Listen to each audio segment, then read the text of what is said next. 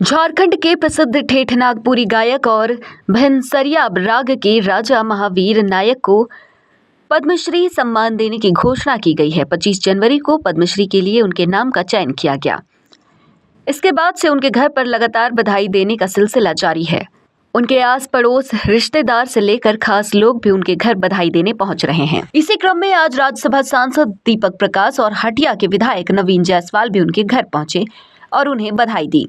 राजधानी रांची के हटिया में रहने वाले महावीर नायक झारखंड से इस वर्ष 2025 पद्मश्री पुरस्कार के लिए चयनित होने वाले एकमात्र कलाकार हैं। बता दें कि इनसे पहले झारखंड के मुकुंद नायक और मधु मंसूरी हंसमुख को पद्मश्री मिल चुका है। महावीर नायक नागपुरी गीत संगीत में 50 वर्षों से अधिक का लंबा सफर तय किया गया। कल की यह विरासत उनको उनके माता पिता से मिली और यही विरासत उनकी बेटियां संभाल रही हैं। महावीर नायक को उनकी अलग गायकी के लिए जाना जाता है। वह सभी रागों को गाने में पारंगत हैं। उन्हें प्रगतिशील गायन शैली के लिए विशेष रूप से जाना जाता है। इसी गायन शैली के कारण वे जनता के बीच छाए रहे। वहीं उन्होंने झारखंड में कलाकारों के प्रति हो रही अनदेखी पर झारखंड सरकार के ऊपर सवाल उठाया। केंद्र सरकार को, खास करके प्रधानमंत्री को कोटि कोटि नमन करते हैं, क्योंकि उनका जो योजना है और उन्हीं का मैंने हिंदुस्तान के अंदर में यहाँ जो भी मैंने पद्मश्री वगैरह हो रहे हैं, तो पहले ऐसा नहीं होता था। अभी तो लगातार सबको मिल रहा है और हमारे पद्मश्री लोग हाँ बिल्कुल बिल्कुल मिल रहा है। तो यही एक तो उत्साह की बात है और हम लोग आगे इसमें और सारा कार्यक्रम करेंगे।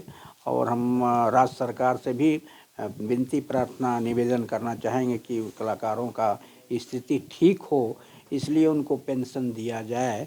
यही हम नम्र निवेदन के साथ जो है झारखंड सरकार से भी विनती प्रार्थना करते हैं कि उचित जो है कलाकार का एक मापदंड हो, उसको दिया जाए।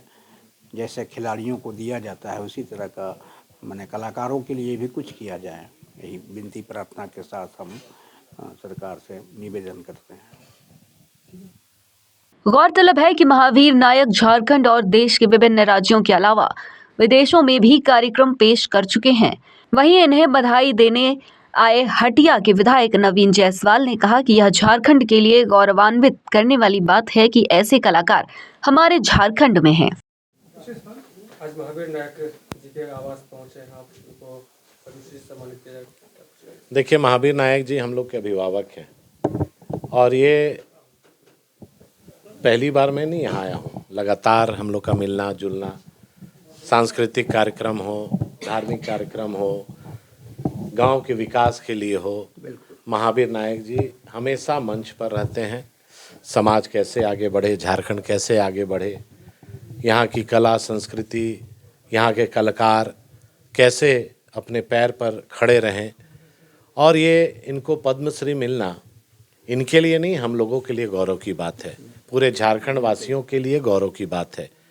इस देश में और झारखंड में राजनीतिक क्षेत्र में और सामाजिक क्षेत्र में मैं कई वर्षों से हूँ, लेकिन मेरा अपना व्यक्तिगत अनुभव है कि जो मोदी जी के आने के बाद 10-11 साल में मैं देख रहा हूँ, जो गांव गरीब के बीच रहता था, झोपड़ी में रहने वाले लोग, जिसको गांव के लोग ही नहीं खोजते हैं, वैसे लोगों को मोदी जी खोज कर, जो अपनी क्षेत्र में हुनर रखते हैं, कला हो, लेखनी हो, कविता हो, उनको सम्मान देकर, जो सही माने में हम लोग पहले सुनते थे कि जिनका पैरवी होता है, जिनके बड़े बड़े पैरवीदार हैं, उनको ही ये सब मिलता था पद्मश्री।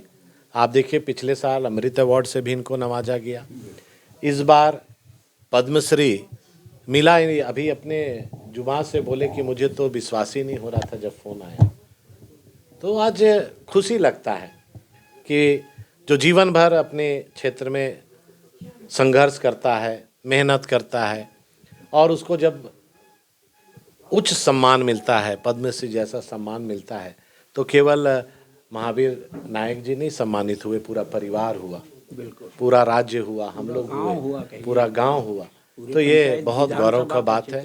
मैं अपनी ओर से बहुत बहुत बधाई महावीर नायक जी को देता हूं और धन्यवाद और आभार व्यक्त करता हूं देश के यशस्वी प्रधानमंत्री नरेंद्र मोदी जी को कि उनके रीजन में और राष्ट्रपति महोदया जिनका जुड़ाव झारखंड से रहा, यहाँ की वो नतनी हैं और गांव से निकलकर उस पद तक पहुंची हैं, तो एक गांव की बात को समझने वाली राष्ट्रपति हैं और उन्होंने ऐसे महावीर नायक जी को सम्मान देके हम लोगों का गौरव बढ़ाने का काम किया।